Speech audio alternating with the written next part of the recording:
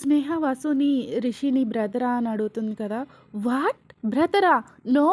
Okay baby calm down. ఎందుకు అంత గట్టిగా అరుస్తున్నావు? నువ్వు ఇంకొంచెం సౌండ్ పెంచుంటే మీ ఇంట్లో వాళ్ళంతా ఏ దొంగో, మర్డరరో వచ్చారనుకుని ఖచ్చితంగా పరిగెట్టుకొని వచ్చేస్తారు. ఓకే.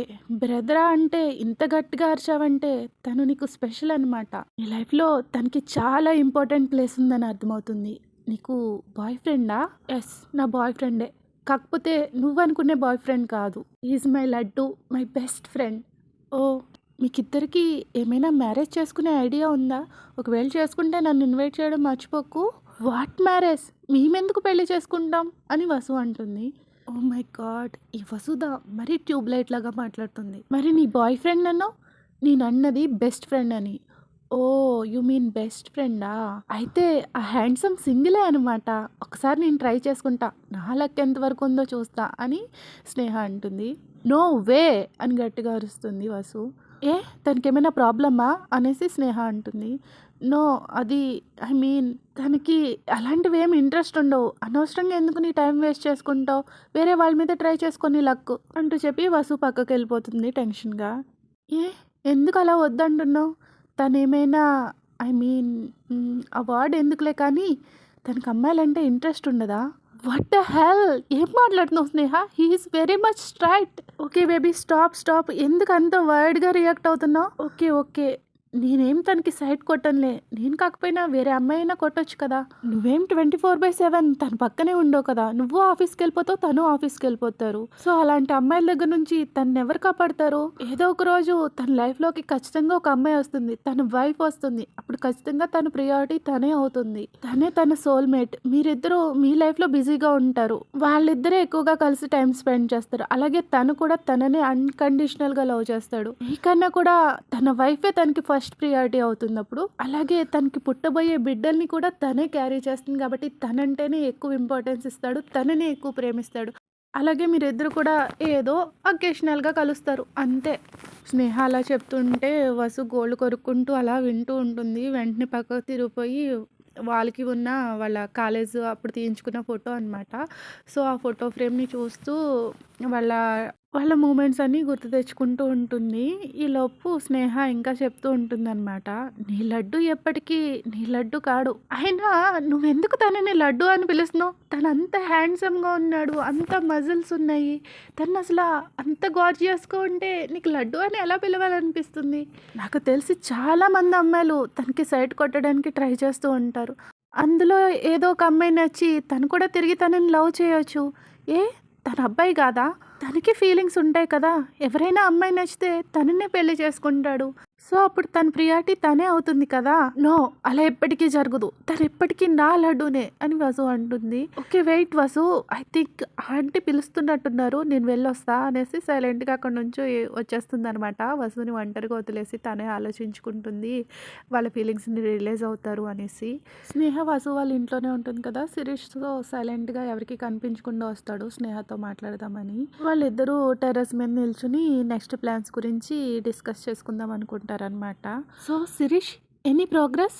రిషి ఏమైనా చెప్పాడా? వసునే లవ్ చేస్తున్నా, తన్నే పెళ్లి చేసుకుంటా అని? ఓహ్! Madam relax. ఒక్కసారే ఇన్ని క్వెషన్సా? మనం 8 అవర్స్ తర్వాత కలుసుకుందాం. ఒకసారి సెనోరిటాని మనస్ఫూర్తిగా చూసుకొని ఇస్తావా? అంటాడు. స్నేహ వెంటనే ఫేస్ పక్కకు తిప్పేసుకుంటుంది. శిరీష్ అలాగే చూస్తూ ఉంటాడు. కొద్దిసేపటి తర్వాత అయ్యిందా? నో అదెప్పటికీ అవ్వదు అనేసి స్నేహని హగ్ చేసుకుంటాడు టైట్‌గా. షట్ అప్ అంటూ తనని వదిలించుకోవడానికి ట్రై చేస్తుంది.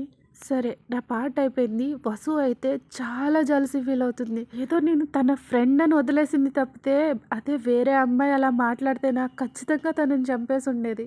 యెస్ సెనోరిటా నాది కూడా సేమ్ సిచ్యుయేషన్. మా బ్రోకి తనంటే ఫుల్ పొసెసివ్ అంటూ వచ్చి స్నేహ నడుం పట్టుకుని దగ్గరకు లాక్కుంటాడు.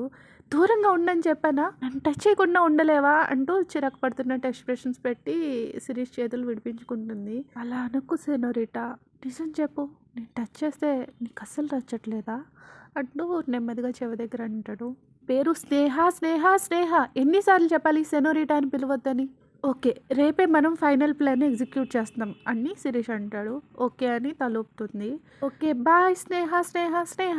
కాకపోతే నువ్వెప్పటికీ my one and only senorita always. Hi senorita అని చెప్పి కనుక్కొట్టి అక్కడి నుంచి వెళ్ళిపోతాడు. స్నేహ ఏమో నవ్వుకుంటుంది. లైట్‌గా బ్లష్ అవుతుందనమాట. సో, శిరీషు వెళ్ళిపోతూ, వెళ్ళిపోతూ వెనక్కి తిరిగేసరికి తనని చూస్తాడని వెంటనే స్నేహ కూడా వెనక్కి తిరిగిపోయి సిగ్గుపడుతుంది. సో, స్నేహ బ్లష్ అవ్వడం శిరీష్‌కి తెలిసిపోతుందనమాట. నవ్వుకుంటాడు. రిషి, వసులు మార్నింగ్ లేచేసరికి వాళ్ళ మ్యాన్షన్స్‌లో చాలా నాయిస్‌గా అనిపిస్తుందనమాట. సో, వాళ్ళు బయటకొచ్చి ఇందాక చూస్తారు చాలామంది హడావుడిగా డెకరేషన్స్ అవి ప్రిపేర్ చేస్తూ ఉంటారు. ఇంట్లో ఏమైనా ఫంక్షన్ ఉందా? నాకు తెలియకుండా ఏం ఫంక్షన్ ఉందబ్బా అని రిషి అనుకుంటాడు. వసు వాళ్ళ మమ్మీ దగ్గరికెళ్ళి, మామ్ ఏమైనా స్పెషల్ అకేషనా? ఈ డెకరేషన్స్ అన్నీ ఏంటి? హా! వసు స్పెషలే నీ మ్యారేజ్ అని వాళ్ళ మమ్మ అంటుంది. ఓహ్! ఓకే. గుడ్ అని చెప్పేసి వసు అటు తిరుగుతుంది. వెయిట్ మామ్ ఏమన్నావు? నువ్వు విన్నది కరెక్టే వాసు. ఈరోజు నీ మ్యారేజ్. అలాగే ఒకసారి రిషి నువ్వు ప్రామిస్ చేసుకున్నారు గుర్తుందా? మీరిద్దరూ ఒకే రోజు పెళ్లి చేసుకుంటామని ప్రామిస్ చేసుకున్నారు కదా! రిషి మ్యారేజ్ కూడా ఈ రోజే. తను నీతో చెప్పలేదా? వసు అయితే తన మ్యారేజ్ విషయం విని షాక్ అవుతుంది. బట్ రిషి మ్యారేజ్ అని తెలిసాక తన హార్ట్ ముక్కలైపోతుందనమాట. ఒక్కసారిగా స్నేహ చెప్పిన ఆ మాటలన్నీ గుర్తొస్తాయి. అవన్నీ గుర్తు తెచ్చుకుని రిషి తనకి దూరం అయిపోతాడేమో అనేసేసి భయం మొదలవుతుంది. నిన్న స్నేహ చెప్పినవన్నీ ఈరోజు నిజం కాబోతున్నాయి. అయినా సరే లడ్డు ఎందుకు నాతో చెప్పలేదు అని ఫీల్ అవుతుంది. అప్పటి వరకు స్నేహ సైలెంట్‌గా ఉంటుంది. వసు ఆలోచించుకుంటుంది కదా అని. సో, కొద్దిసేపు ఆగి సడెన్‌గా వచ్చి బ్యాక్ సైడ్ నుంచి హగ్ చేసుకొని, వావ్! వసు నాతో చెప్పనే లేదు. ఈరోజు నీ మ్యారేజా?